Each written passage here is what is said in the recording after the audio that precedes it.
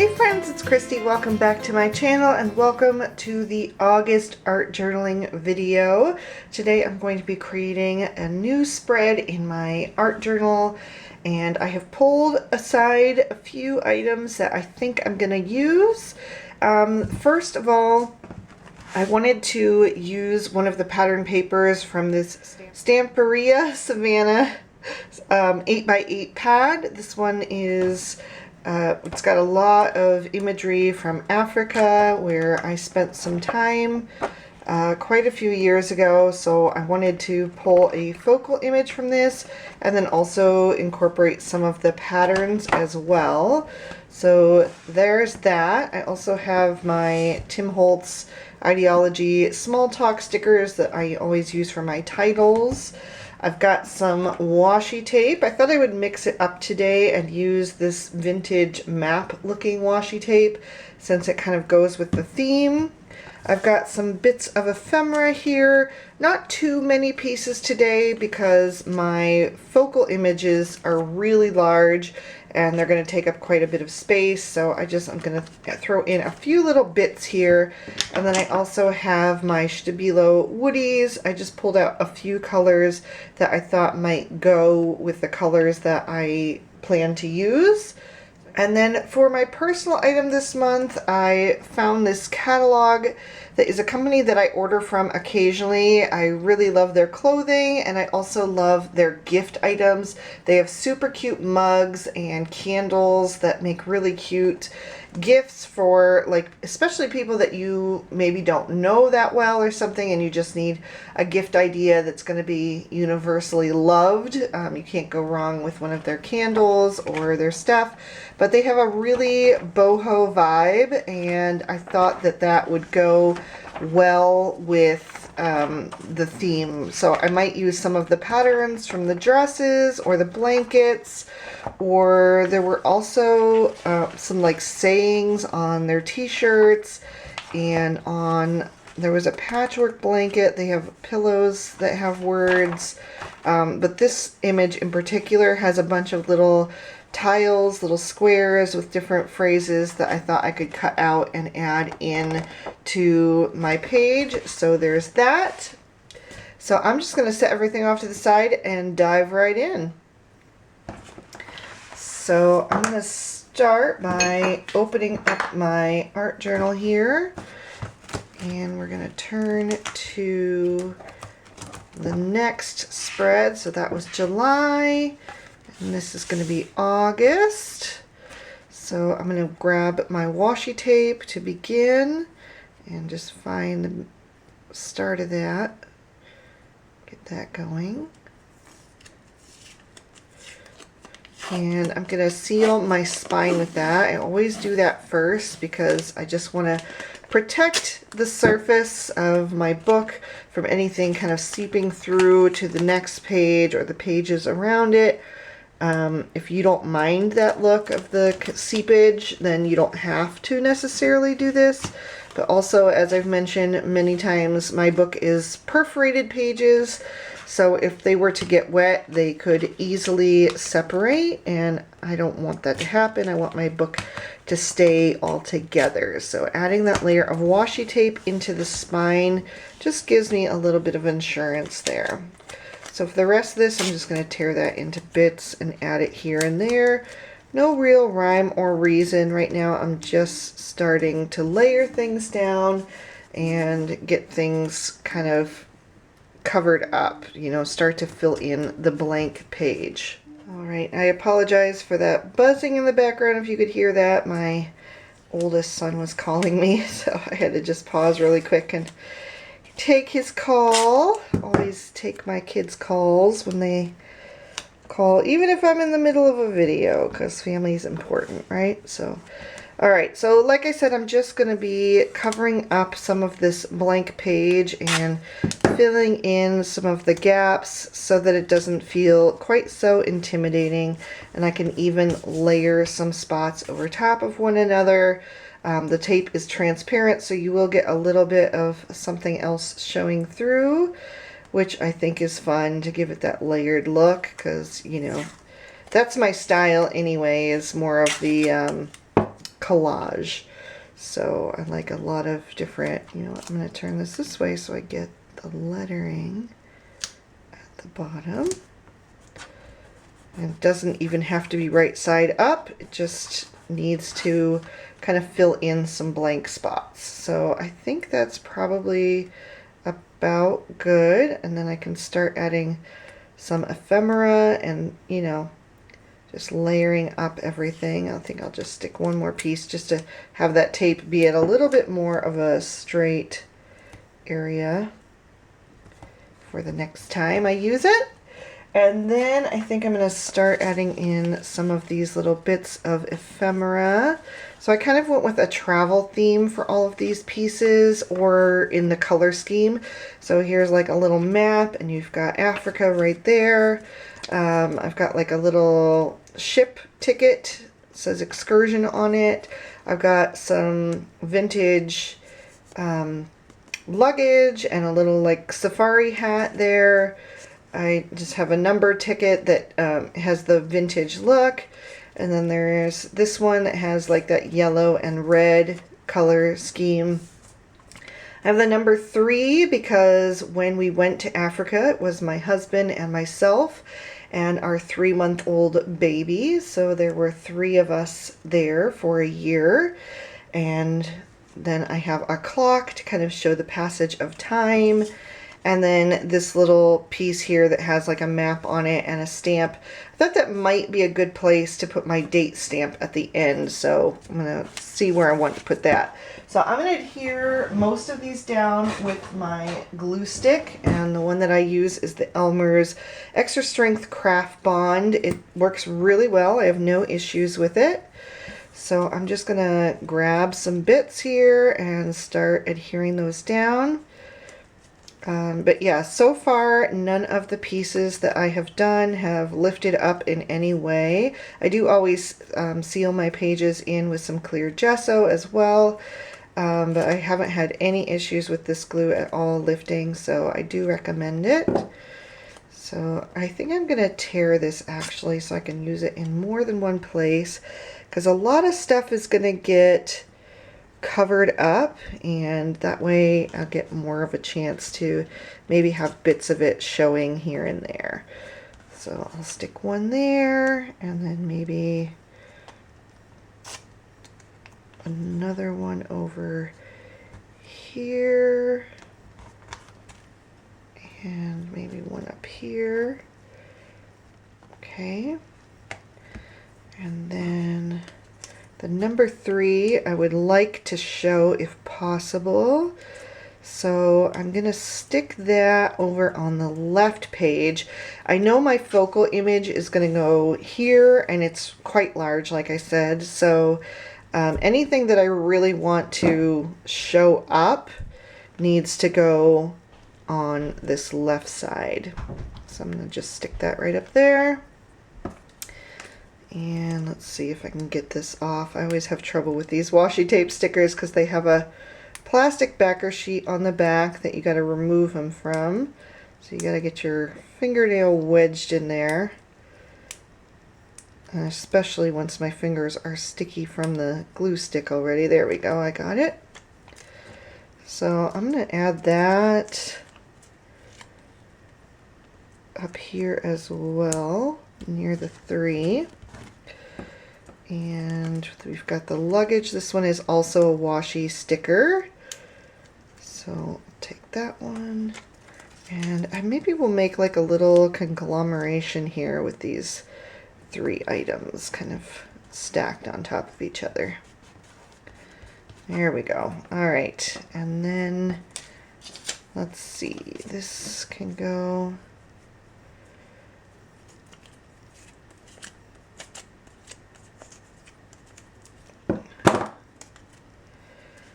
This one sort of over here.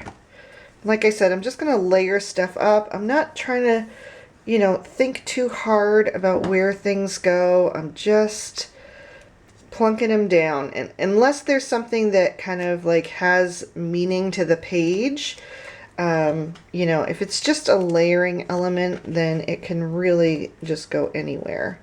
I'm going to stick that there so it's kind of layered. You can see this map washi underneath it and also some of this grid paper over there. And then we've got the map of the world. I'm going to keep the part with Africa together.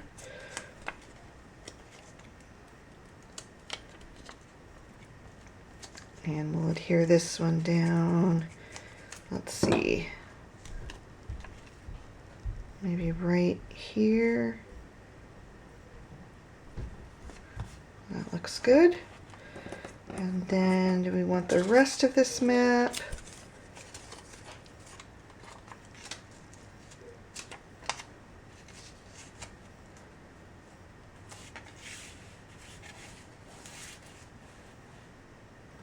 Maybe down there. There's a good chance that this part is going to get covered up because, like I said, that focal image is quite large, but it doesn't really matter. This isn't the part of the map that is where we went, you know, so if it does get covered up, it's nothing that I'm that concerned about. So we'll just stick that there, and maybe some of it will show.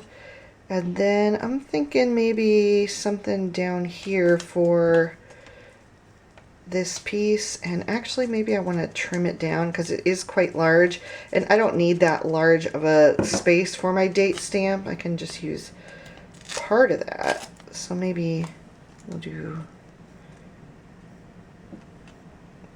maybe right there. Trying to not put it all the way down because I always like to do some kind of a border at the bottom. So I want to give myself a little bit of space for that knot to get covered up. And then do I want to stick this down? Oh, I'll stick it there. That will probably get covered up, but let's see. We've got one more little bit here. So we'll just add that. Maybe right down at this edge. Okay. All right. So before I go any further with I've used up all my ephemera so far. I'm going to go ahead and flip through my pattern paper pad. I know that I wanted to use these elephants. Elephants are one of my most favorite animals. Red squirrels, polar bears, and elephants are my top 3. And then I know that I wanted some more of these border pieces, but I wanted more colorful ones. So I think I'm going to use this page here. We have the tags on this side, which I'm not really attached to, so I think I'm going to go ahead and use some strips from this page right here. And I really, really love this colorful conglomeration of different fabrics. And I'll talk about that more as I continue on. But first thing I'm going to do is go ahead and fussy cut these elephants out. I know that I want them to be on this page like I mentioned, but they are very large. They're going to take up a lot of space. So I'm just going to carefully cut around them. And then I'll kind of know what else I can add to the page once I see how much room I need to leave for these, I was going to say these guys, but it's mom and baby most likely. So just going to carefully cut around this. I'm using my Cutter Bee scissors, which are Teflon coated. These are probably the oldest tool in my craft room. My husband bought these for me for Christmas when I expressed a desire in starting card making, and that was 11 years ago. So I've had them all this time and they still work great. Really love them.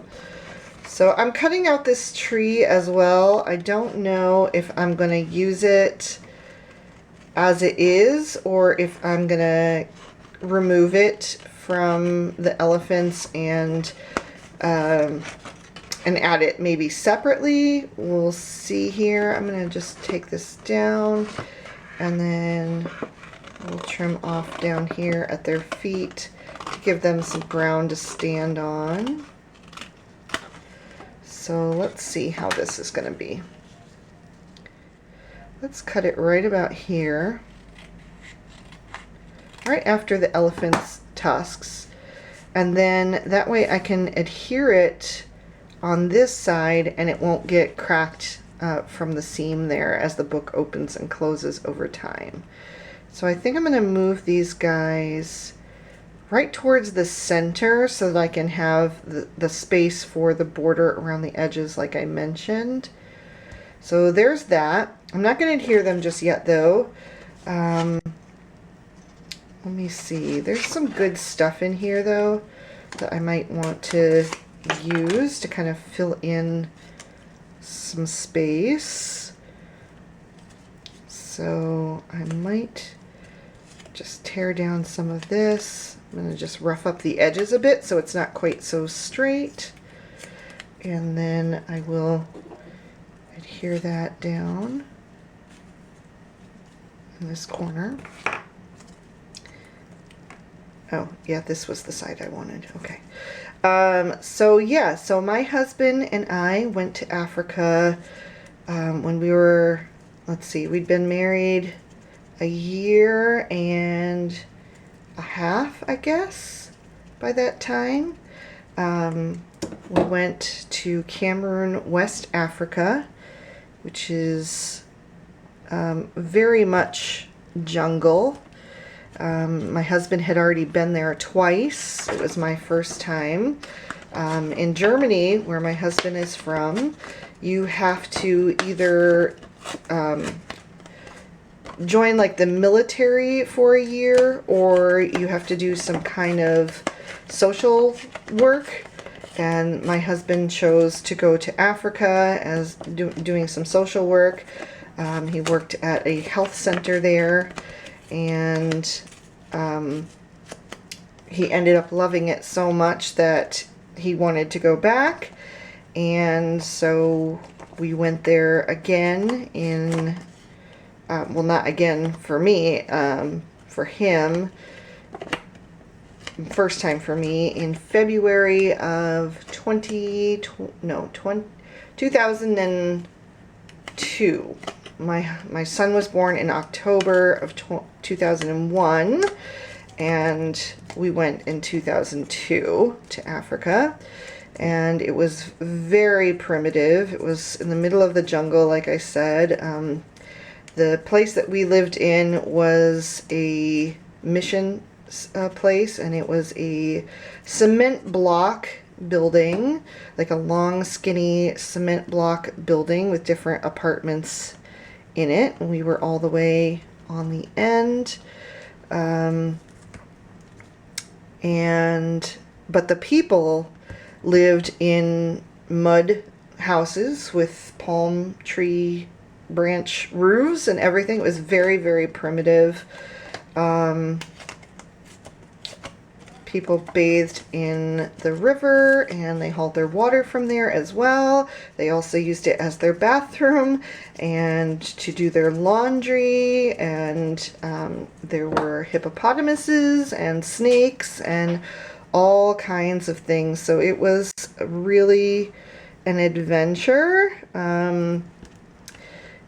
It was a little bit stressful as well, just because I was a brand new mom for the very first time. I had this little baby with me, and I was kind of learning how to be a mom, you know, and just worried about my child, but everything went really well with him. We had no issues the entire time we were there with him. He never got sick or anything. It was really miraculous, because there were a lot of bugs and a lot of snakes and lizards and all kinds of stuff there. I'm going to start tearing some of these strips here and kind of figuring out where I want them to go, because I think some of them would look nice. Do I want them behind the elephants, or do I want them coming kind of over top? Well, maybe behind at the top, since they're fussy cut there, and maybe over top here so it doesn't look so straight. I think that would look nice. And the Africans wore such beautiful, vibrant pattern clothing, and the patterns, the material was called a lapa. at least where we were in Cameroon, West Africa. It was called a lapa, and they had all these different colorful fabrics, and you could go and buy them in the marketplace. I had quite a few like wrap skirts made. I had some dresses made and stuff while I was there because it was very inexpensive, and it was very, very hot. So the fabric was nice and air, you know, like breathable, airy. Do I want to, maybe I want to cut that even smaller so I'm not covering up quite so much of some of those details that I added. So I'm just going to tear that again, even though it's making my fingers really sticky. So I had that up here at the top. Try to get that over. So as soon as I saw these prints, it just took me straight back to being in church with all the Africans and hearing their beautiful voices raised in song and all of the gorgeous fabrics, and they would wear these elaborate like headdresses. They would take bits of extra fabric and wrap them into all these really cool head wraps, and they were just really, really neat. I have no idea how they did it. It kind of defied gravity. Just the way that they would, you know, wrap them into all these different shapes and things on their heads. It was beautiful.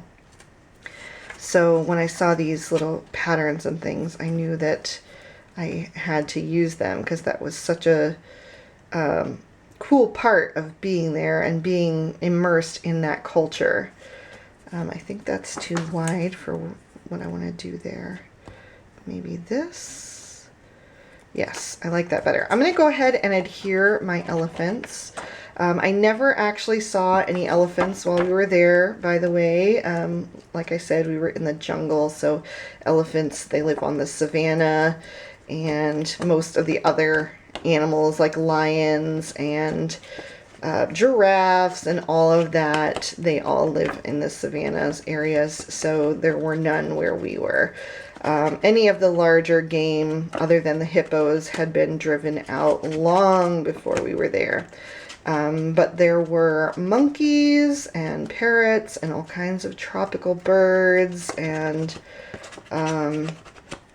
porcupines and lots of like domestic animals like goats and chickens and stuff like that. There were some cats. We actually had a cat while we were there.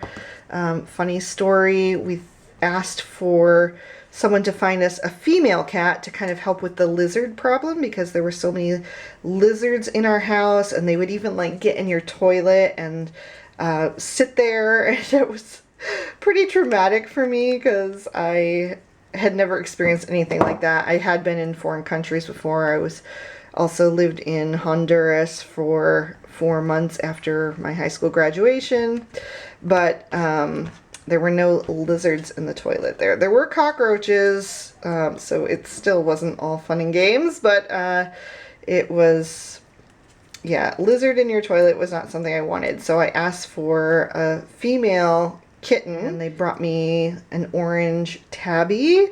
I didn't know at the time that most orange cats are male. I had only had a cat once in my life before, and she was a black cat, and so I didn't know that. But anyway, they brought me this cat, and so we thought it was a girl. We named her Josephina, and we called her Fina, and she was a good playmate for my son. They had a lot of fun together. We have some really great pictures of the two of them playing, with her pouncing and him just laughing so hard, just belly laughs. But anyway, one day Fina was laying in the sun on her back, and I suddenly realized that Fina was not a female. She was a male cat. So the name had kind of stuck by then, but anyway, yeah, so that was the story of our cat, Fina. But anyway, so we were there for a year, and We were only meant to be there a year. That was the whole idea. So someone else lived at that mission station. They had actually gone home to Switzerland for a year to have a break, and we were covering for them for the year. So that's how that worked out. So they ended up taking on the cat after we left. So she didn't, you know, not have a home or anything. She stayed on the property there. But anyway, well, he stayed on the property there. But yeah, it was quite an experience. It was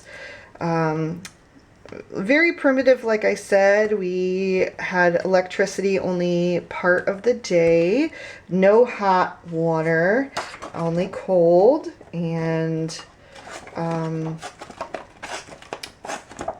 yeah, it was just very cool and very different. And you know what, I think I can zoom in a little bit here, so let me,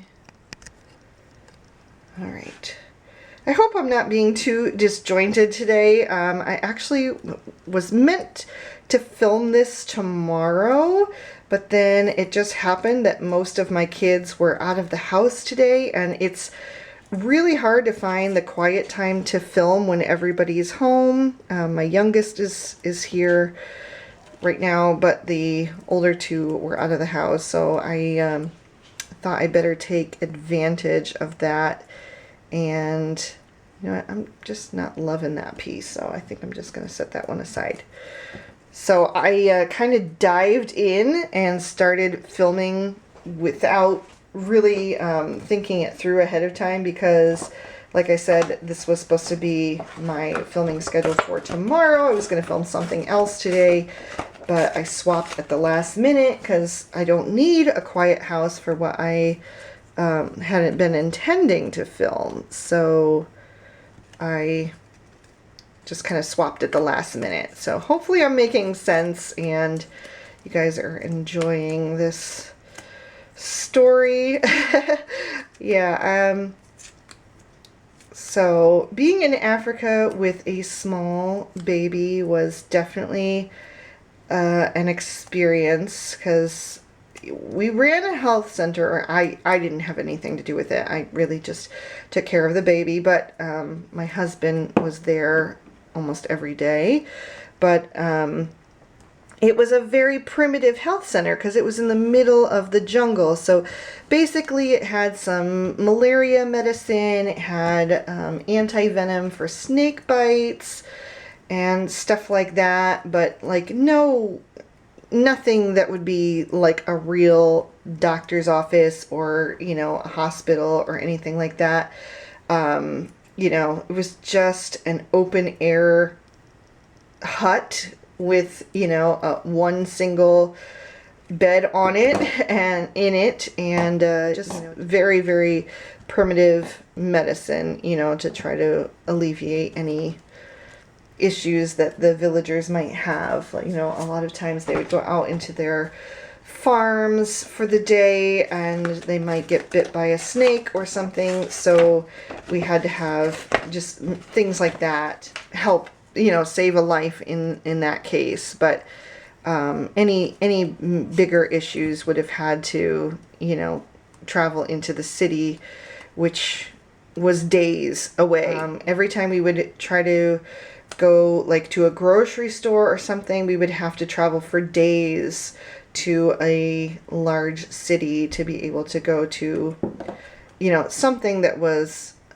not quite like an American grocery store, but, you know, something that would have yogurt and milk and things like that, because where we were, there was none of that. There was just tropical fruit. We had a mango tree, we had an avocado tree, we had like a garden of pineapples, we had banana trees around, and you could buy stuff in the market like tomatoes and stuff like that. And by market, I just mean like an open air market.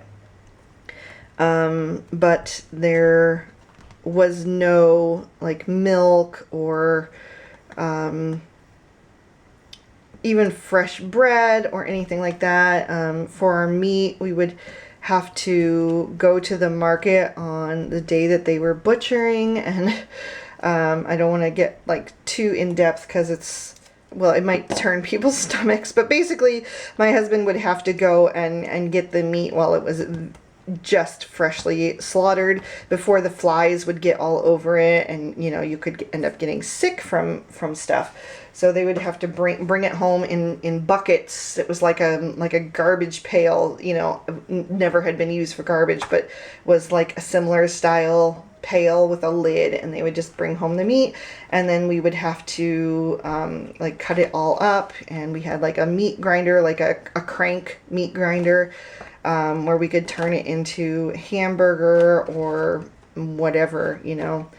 And actually Africa was where I really learned how to cook too, because I didn't really have another option. I had to learn to cook, because I had to feed my family. There was nothing that came out of a box or even canned goods. You know, you only had so many because you had to go all the way to the big city to stock up on that. And that was a whole thing, you know. It wasn't like you could just jump in your car and go whenever you wanted to. So it was like a whole production, because you'd have to stay somewhere. It wouldn't be safe to stay overnight somewhere unless it was like a special, like a mission house or something like that, because of course there were thieves and just people out, you know, that would want to prey on foreigners because they would think that you might have money or, you know, something like that. So you had to be very careful and plan everything out in advance if you were gonna go away. And yeah, but it was a really cool experience.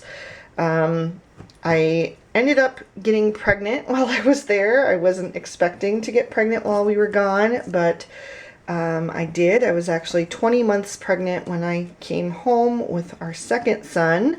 So that was an adventure as well, kind of, you know, being pregnant in the middle of the jungle with no prenatal vitamins, nothing of any kind like that, no way to get checked out, really. There was no doctors for that where we were.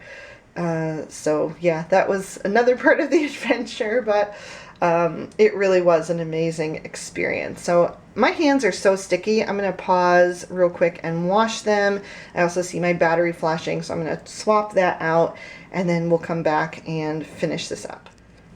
Alright, so I have this little piece here that says the elephant that I thought might be good down here to kind of, not only because the words are nice, but also because it's a little bit of a lighter tone, so it might kind of lighten things up down here a bit. So I think I'm going to add that in this little hole here that I have. But yeah, my favorite part of being in Africa was by far the children. They were just so amazing and so curious about everything. They had never seen a foreigner before, other than just the guy who was the husband of the couple that we were there to relieve. He was married to a local African lady. So my son was a bit of a novelty before to them. They had never seen a light-skinned baby before. So when we would walk down, you know, through the village or whatever in the evening, they would all come running and gather around, and they were just so curious, and they had so many questions, and they would all just gather around and walk with us, and they would ask us to watch them play soccer, which was really cool. Sometimes my husband would join in because he also loves soccer, and thinking about, it's covering up that border too much though, but I kind of don't like this line here, so I'd like to get rid of that. I don't know if I'm going to use this or not. It doesn't seem to go anywhere, even though it's true, I am a lover of nature. Or should I go right across the elephants? Does that look weird if I do that? I don't know. I'm gonna do it anyway. Why not? It's my page. If I want to, I can. Yeah. Alright. Is there anything I can do right here? I wonder if I could put a little bit of this back in. I don't know.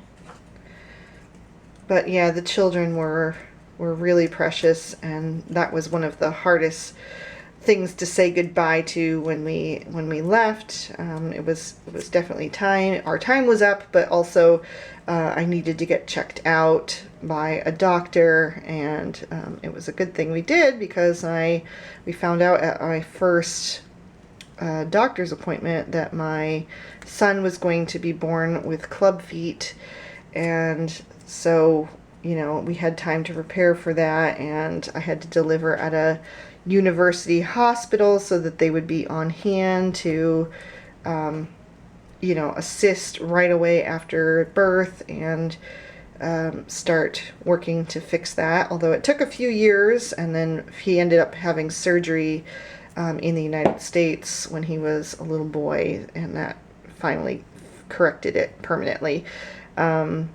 But yeah, it was a lovely experience to be there, and I'm glad that we did it, because it was definitely, you know, an opportunity of a lifetime to get to do that. I think I'm just going to layer some of these on there. I really like these strips of fabric. Well, not fabric, but they remind me of the fabric, like I said, and the layering kind of reminds me of all the different patterns and the different ways that the prints were layered onto the fabric. So I think I'm gonna just add a few more of these. This might end up being one of my busier layouts, but that's okay. Everyone is meant to be different. Anything else? I do really like this one. This really reminds me of a lapa that one of the men used to wear. Just brings me right back when I see that. So maybe something in here. You have to make it a little bit narrower. Definitely a very cool experience, and I'm glad that we went. It was hard. I'm not gonna lie, it was very hard. It was very hard to be in such a primitive area with a brand new baby as a first-time mom, and just not know what to expect, and know that if anything did go wrong, you know, it wouldn't be very easy to get help. But you know, like I said, everything went perfectly well with him. We never had any issues. He was healthy from day one, the whole time we were there, so thank God for that. My husband and I, though, we both did get malaria, so that was an experience too. If you've ever had malaria, it is very, very like just a roller coaster. You get very sick, delirious, you can't walk, you can hallucinate. It is quite the illness, and we both got it actually at the same time. We had visitors from Germany at the time that were there, and so they were able to watch our son a little bit, and then actually they had to fly home, and they couldn't miss their flight, so they actually had to leave while we were still sick. But thankfully by then I was over the worst of it, and was able to manage from there. But thank God they were there at the beginning, because that was a huge help to have them there to watch the baby, and you know, just be able to concentrate on trying to get better for that. I think I want a little bit of something in here. I don't know, maybe some of this, just to break up all this map right there. I have no idea how long I have been filming. I know I've restarted the camera a few times. Hopefully I'm not doing too bad with the time. I'm trying not to make them too long. I know that, you know, some of you say you don't mind at all, but I know for others, like if it's much longer than an hour, it's just a little bit too difficult to be able to take that time to sit and watch the whole thing. So I'm trying really hard to be mindful of that. It's just, you know, I'm still new to this, and so it's, you know, it takes as long as it takes, and especially when I'm talking and trying to tell you guys stories and entertain you at the same time, it's easy to get distracted and lose track of time. Anything else? Let's see.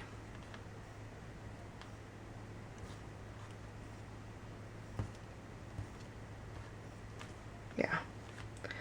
All right, I think I am going to start adding in some gesso now and knock some of this back. And I just realized that I never did add in any of the prints from that catalog. So I have to think if I'm gonna even bother with that today, or if I'm just gonna like let the symbolism of like this little number 3 on the luggage and the clock just be like, you know, my remembrance of this page. So let me pause and wash my hands again, and I'll go from there. All right, so I decided to just stick with this symbolism for today. There's nothing that's in that catalog that is more meaningful to me than this little conglomeration right here.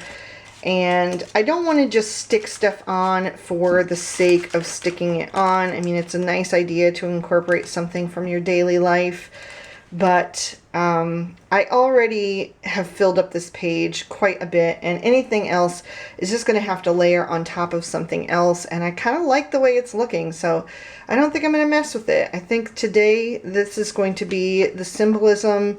This page has tons of symbolism between all the different patterns and the elephants and the lover of nature, which is me to a T. I mean, that is the core of who I am, is a lover of nature.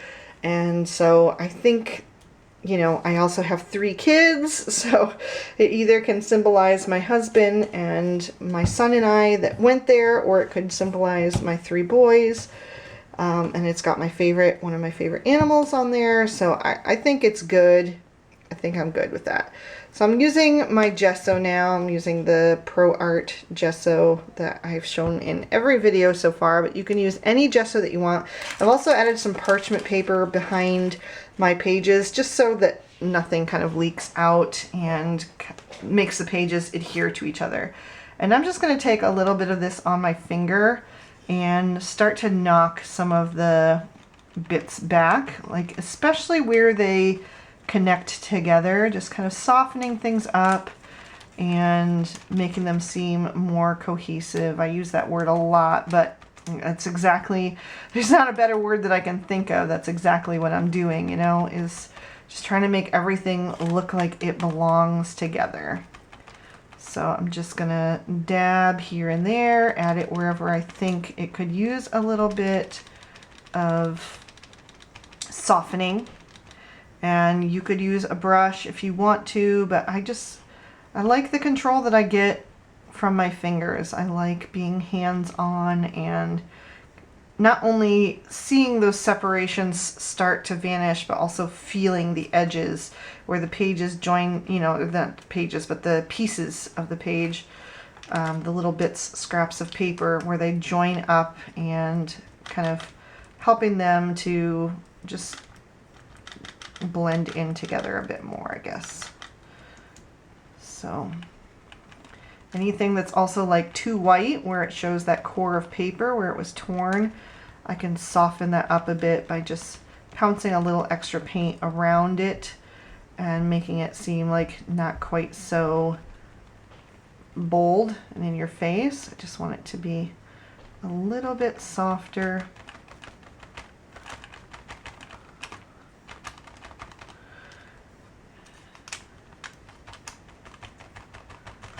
And if it's too much, I can just wipe it away with my finger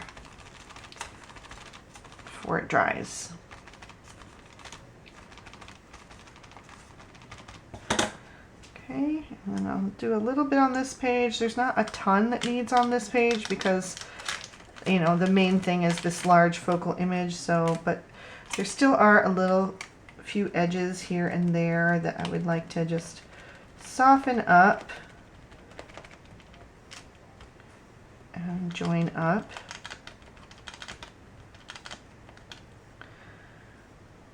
Anything over there? I don't really want to do it on the back of the elephant, and I kind of like, oop, well, I guess I am doing it on the back of the elephant, whether I want to or not.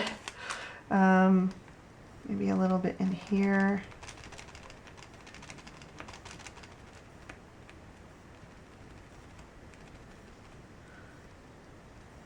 Maybe right there where this kind of comes out.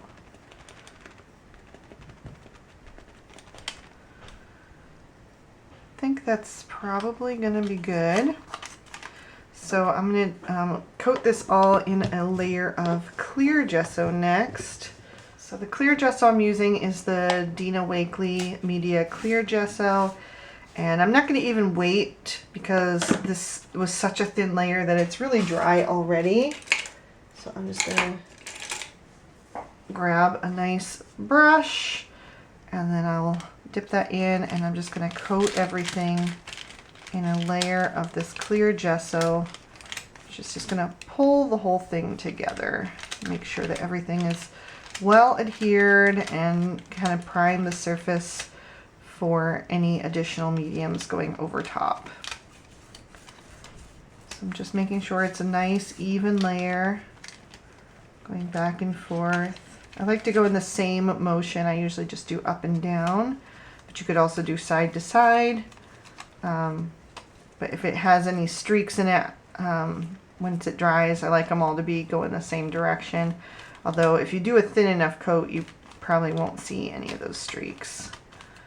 So let me just finish this up. And then I'm going to dry this with my heat gun. And I'll do that off screen because it's really loud. And then I will be back for the next step. Okay. Alright, so I had originally pulled out these shades of the Stabilo Woodies, but I think I'm going to swap this one out. This one is too blue. And then I have this that is more like a teal aqua shade. I think that's going to fit better. And I also didn't really end up using much yellow, so I think I'm going to leave that one out too, and then maybe just use the teal and the red and the black. So I'm going to go around and start adding in a little bit of that. And sorry if you hear some sighing. Gemma is in here with me. So, you know, it's hard to remember all the way back then because it was such a long time ago now. But if you guys have any questions for me about my time in Africa or whatever, you know, feel free, and I will do my best to answer them. But I did think of one other story that I could tell you. Actually, when my baby was maybe 6 months old, we were stepping outside of our little, we called it an apartment. It was just our end of the block house. We were stepping out one day and I opened the door and held my foot out. I was right about to step down, and right under my foot was a black cobra, right curled up in the sunshine on the little walkway area. If I had stepped on it, I would have died, and possibly the baby would have died too, because most likely he would have fallen out of my arms. And even if the snake hadn't got him, the fall might have killed him. I mean, it was really traumatic, but I managed to catch my foot on the way down and kind of spun it back around, back into our door. I slammed the door, and there was a guy who kind of took care of the yard. And so I called for him, and he grabbed his machete and took care of the problem. you had to be really careful because there were so many snakes. You had to keep the grass cut super short, and there wasn't, you know, no lawnmowers or anything. They had to, you know, just do like the push thing. But yeah, it was really traumatic for me. But thank God nothing happened. But it was definitely a scary moment in my life. One of the most terrifying in my life for sure. Especially just because, you know, I had a baby in my arms. But anyway, nothing happened, so that was good. But yeah, it was definitely a life experience, like I said. We also had a gray parrot. It wasn't ours, it was the other family's parrot. It was an African gray. He was called Jimmy, and he could mimic voices so well.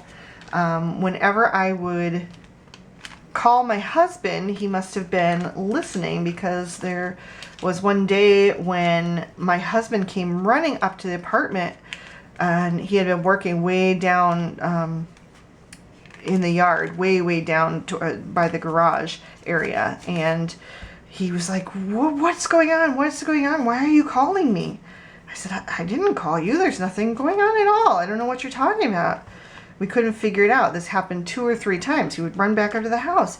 You were calling me, he said. And I would be like, it wasn't me. I don't know what you're talking about. I just put the baby down for a nap. Like, we're good here. Go ahead and get back to work. And then I was walking out on the little patio area one day, and it was not a patio. It was basically like a little sidewalk right in front of the building. And that's where Jimmy's, he had a really large cage, but it was all the way down at the opposite end. And I heard Jimmy calling my husband. I called my husband Pookie. He was going, Pookie, Pookie. It was so funny. And then we knew the reason why my husband kept hearing his name running up to the house, because it was Jimmy. It was just imitating me. But anyway, all right, I think I'm liking that so far. Do I want to add any color to the inside? I don't know. Maybe a little bit more black up here. I kind of like the dramatic edges over here where the black is kind of mixing into the other shades a bit, kind of giving it more of a grungy look. Maybe just a touch more of that. Okay. And then, do I want more of this? Maybe we'll just try it in a few places. I don't want to lose all this white there, because that's the only place that I have left for my date stamp, most likely. But I can put a little bit here and there, like especially where that aqua color kind of shows up in the pattern paper, just kind of emphasizing it a bit more. And maybe down here. Anywhere else?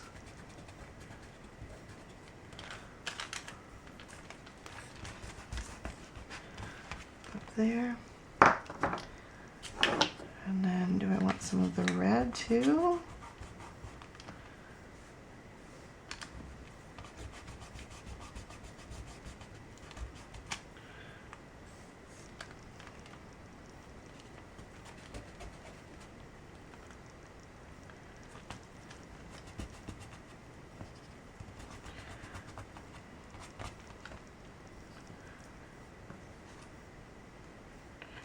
Might be good. I don't want to get too carried away. Just like a few little spots of extra color here and there. Maybe something right in there. I don't think I want to do the black in there. Maybe a touch in here though, just because it's like a shadowy area under that mama. Kind of between them two, just to give them a bit more movement, like there's almost like clouds of dust under their feet, something like that. Maybe just a little bit more darkness up here to balance that out then. Alright, so this might seem kind of crazy, but I think I'm going to add some raindrops on here because my husband and my song is Africa by Toto, and the chorus says, God bless the rains down in Africa. So I think having the rain in here is going to be really cool. It probably won't make sense to anybody else but me, but this is for me, right? So I think I'm going to do it, and I think I'm going to do them in gold, even though that doesn't look like rain, but I think gold would be a really pretty accent on these pages. So I'm using some Lawn Fawn gold stencil paste, and I don't want too much of it because I don't want to lose, you know, too much of this design. So I'm just going to try to add a little bit here and there. So I'm just going to pick up a very small amount, and let's see, we'll start up at the top and just add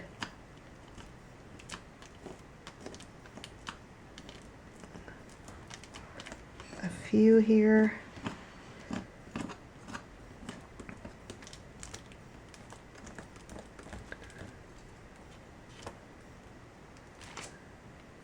Okay, so far so good. I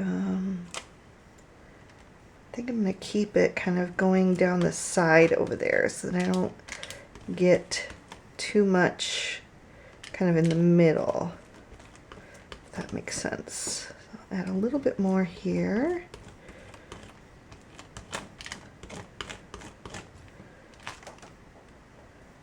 Okay.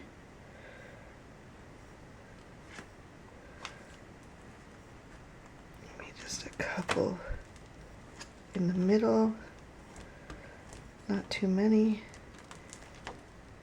Maybe I'll just do like a border going up to the elephants but not over them.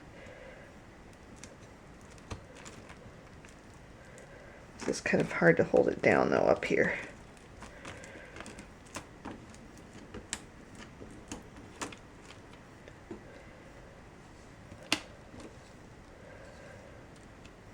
It's really hard to hold it on the edge of the book and not get my fingers in it.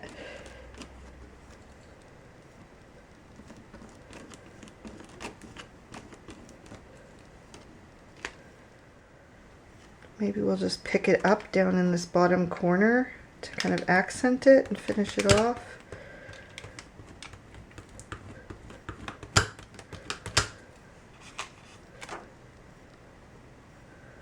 Okay, I think that's actually good. So I'm going to go ahead and clean off my stencil. My stencils are clean. I think I can get rid of these now. I'm going to take a black gel pen and just kind of trace over the edges of my elephants a little bit, just to add in some sketchiness and also just help them to stand out even more. Just here and there, and it doesn't have to be perfect, like I'm purposely being a bit sketchy with the lines. Let's see, is this his leg? Is that Mom's leg? Oh, this is his leg, okay. And this is Mom's leg coming through here. Just a little bit here and there, you know. Outlining his ear. Just helping him not to get so lost in, you know, with everything else going on this page. And I think I'm going to also emphasize his eye a bit. And then I'll do the same with Mom.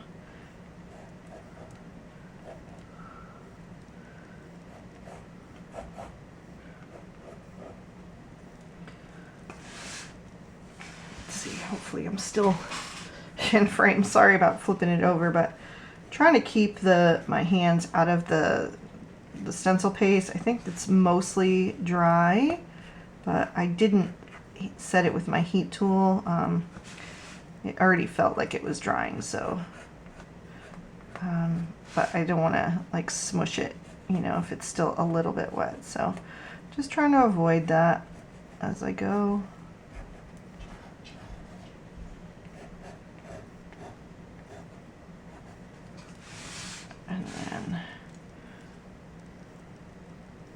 Just emphasize her eye as well and just make it a little bit blacker.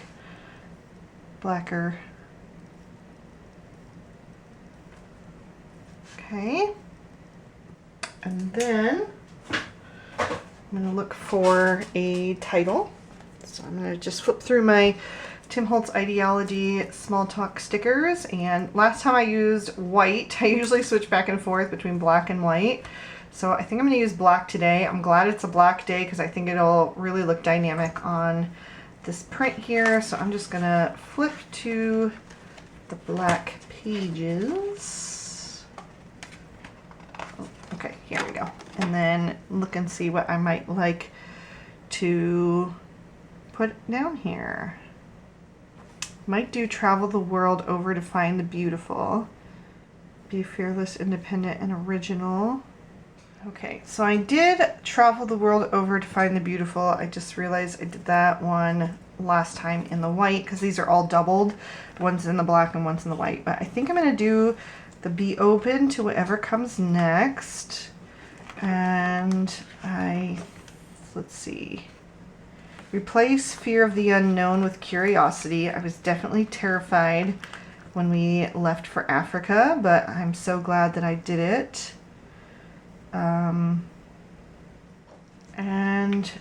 Also, no journey is too great if you find what you seek. I think that would be really cool. I think that's going to be good. So let's try this. Let's see. Let's do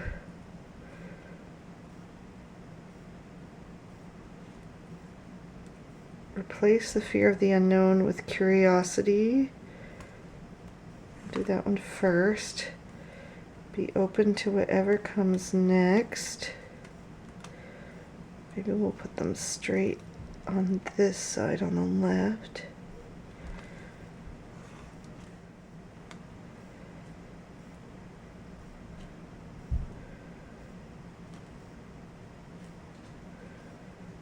Maybe down here. I don't know if that... Can I remove that just so it doesn't get in the way?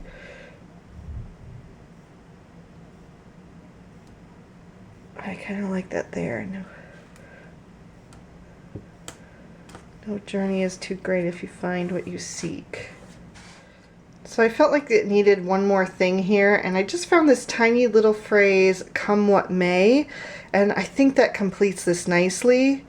So I think I'm going to add that one right here. I just want to make sure it's lined up straight on the left. Yes, replace the fear of the unknown with curiosity. Be open to whatever comes next, come what may. No journey is too great if you find what you seek. So I'm going to go ahead and grab my black gel pen again and just outline these and kind of integrate them a little bit more into the page. And you know what, this gel pen is kind of not working great. I wonder if I can use this micron pen instead. Yeah, that's better.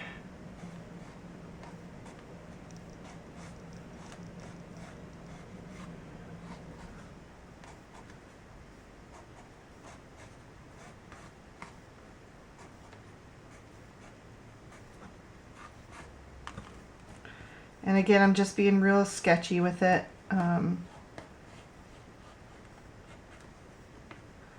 Make sure that is stuck down.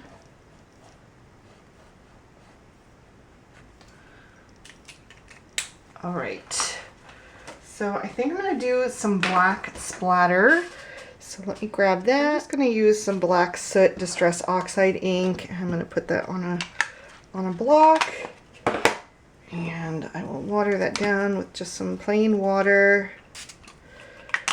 And I'm going to cover up my elephant's faces so it doesn't look like they end up with more than one eyeball since their eyes are pretty small. And mix that up, and then I'll just kind of tap that.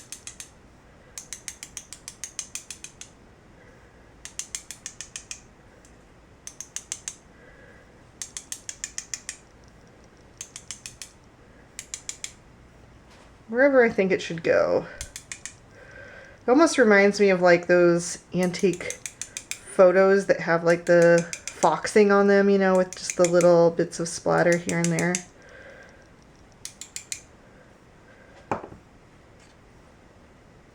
There we go. Just a touch more in there. Okay. So I'm going to grab my date stamp. And today is August 17th. So I'll go back. August 17th, 2022. I'm going to stamp that down using some Ranger archival ink, which is acid-free, waterproof, and permanent. And we'll see if I can manage to get a good impression. I usually have a little bit of trouble with this.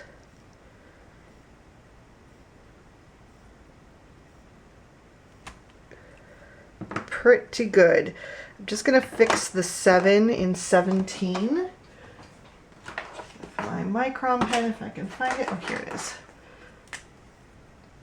7 just got kind of cut off a little bit, so I'll just fix that so it's clearly the 17th, and I'm going to call that good. So that is going to complete my August spread with those gorgeous elephants and lots of symbolism there from my time in Africa. So I hope you guys really enjoyed this one. If you did, please be sure to give it a thumbs up and subscribe so you never miss a future video. And thank you so much for spending your time with me today. Don't forget to leave me a comment and ask me your questions or tell me how you're doing. I'd love to hear from you and have a chat with you in the comment section. All right, I'll see you again soon. Thanks for watching. Bye-bye.